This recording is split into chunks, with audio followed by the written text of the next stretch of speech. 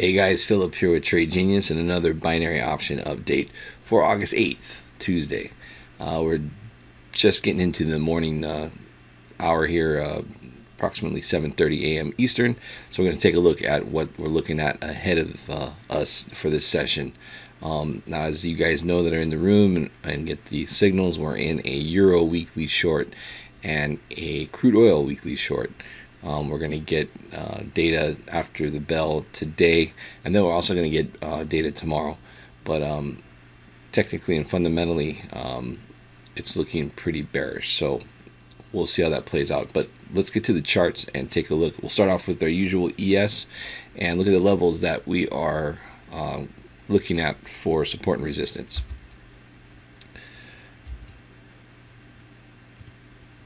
All right, so basically what we have here is our 4-hour chart.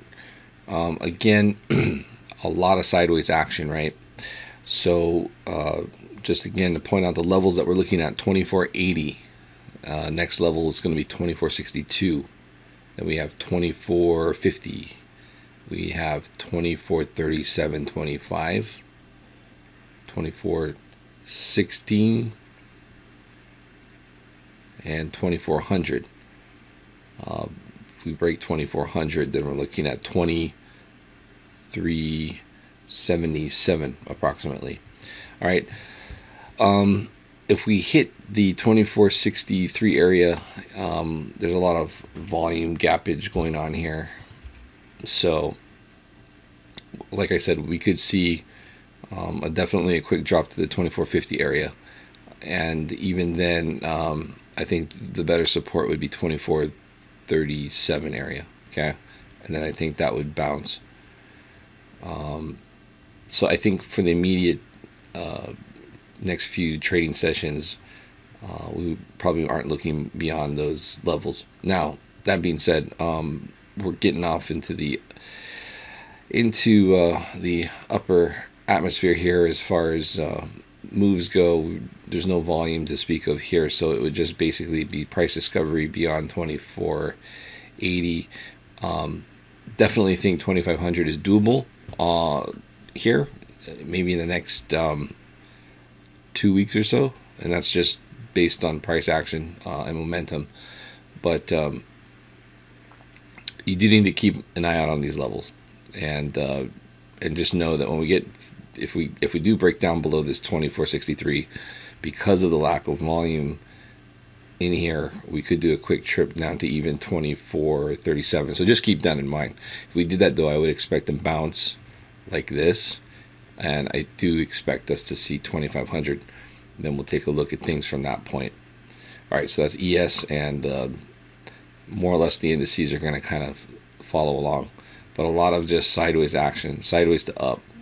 As you can see, we get to these levels sideways, and then we go up another level, and sideways, and then another level. So, all right, let's take a look at, let's go into our other charts now, and let's take a look at start off with our FX. Let these load up here. And as we said, we are in the Euro USD short. Now, if we maximize this, you're gonna basically see that. So we had this big dump. Now, we were short this last week, and actually we didn't. It closed true, but we didn't really. We were basically underwater until Friday, and Friday it dumped on the data. And I think that was just kind of like, sometimes these overbought levels just are looking for a trigger, and then they finally trigger and everybody piles on. So I think that's just something that you need to realize. Sometimes these overbought levels will just continue longer than we think. But anyway, last week's short closed true. I think we're basically, what we're looking at here is like a dead cat bounce type thing that we're looking at on the 15-minute. It'd probably look a little more cohesive on an hourly chart, but I think we do see a rollover here, and so that's our weekly play, right? Let's go back to, sorry about that. So basically what we're looking at now is just anything anything getting into an extreme area. And right now, just not a whole lot. The only thing that would be is the yen futures. As you can see, it's starting to make a move, starting to go over bot. So that means that our yen crosses are oversold. So UJ, I would be curious to maybe get into something if we see 109.80 in the next 24 to 48 hours. So EJ as well down here. We're at 130.24 here. 129, let's call it 129.80 area would be a level of interest. Other than that, Aussie dollar, yeah, we might see something 79.80. We're at 79.40. Might happen. We'll see if we get a dollar move. But so those are your options there for potential plays. So keep your eyes peeled for that. We'll send a signal out if any of those things trigger. Okay, let's look at the again. Let's look at the daily, the ES in the channel here.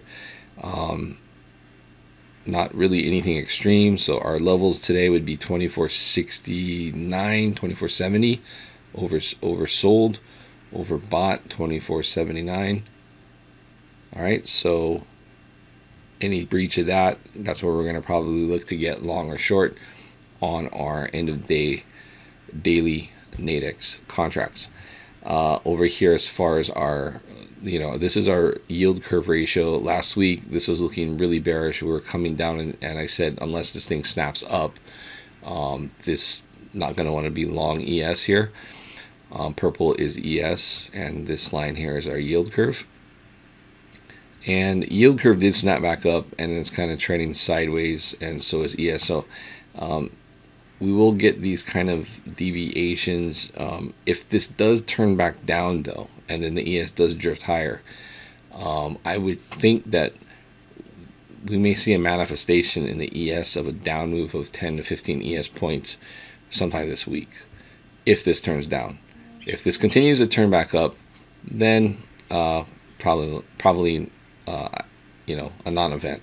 So as you can see back here, we had a diversion, and this actually turned back up, which is usually not the case. So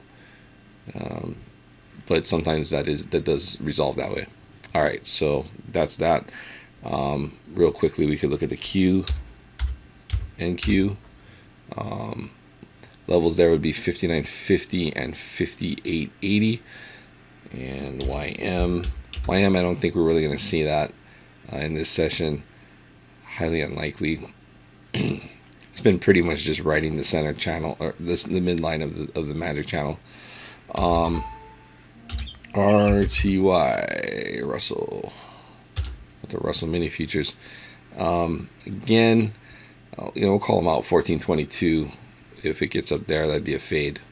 I don't think we're going to see this 1390 in this session. So there are your levels for the daily index futures for Nadex. Let's look at the commodities, the Nadex commodities.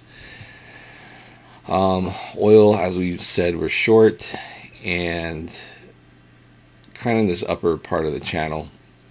Gold heading to the upper part of the channel, getting overbought on the money flow index.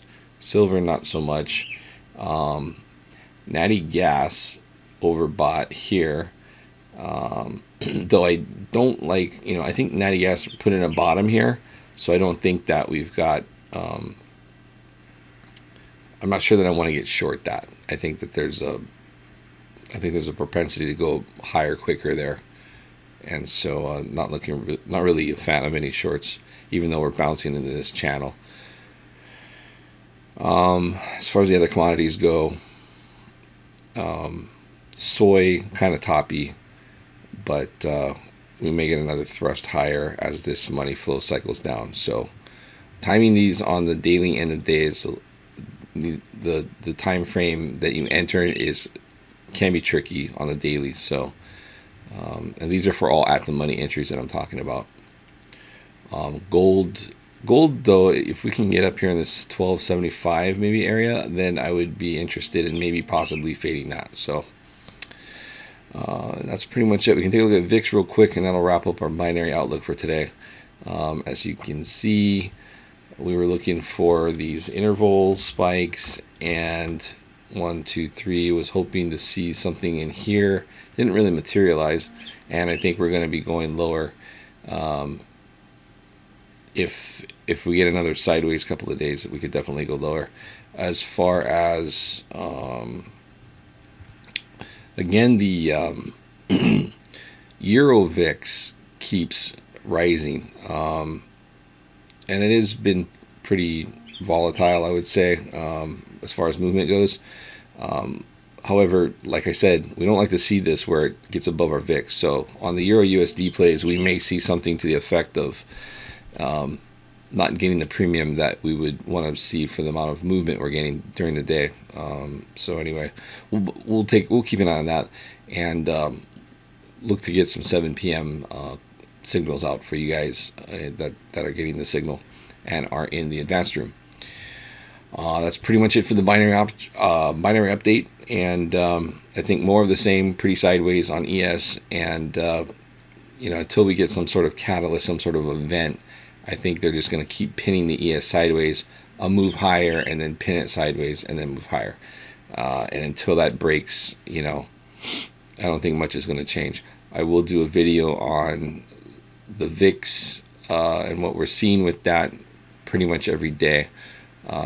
Basically, it's the VIX smash, and we'll get into that a little bit more. But an opportunity possibly where you could take and make a play against the VIX. You can't do it on Nadex, but you can do it on options or VIX-related instruments in your stock with your stockbroker.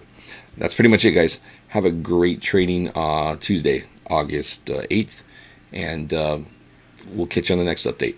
Take care, guys. Bye-bye.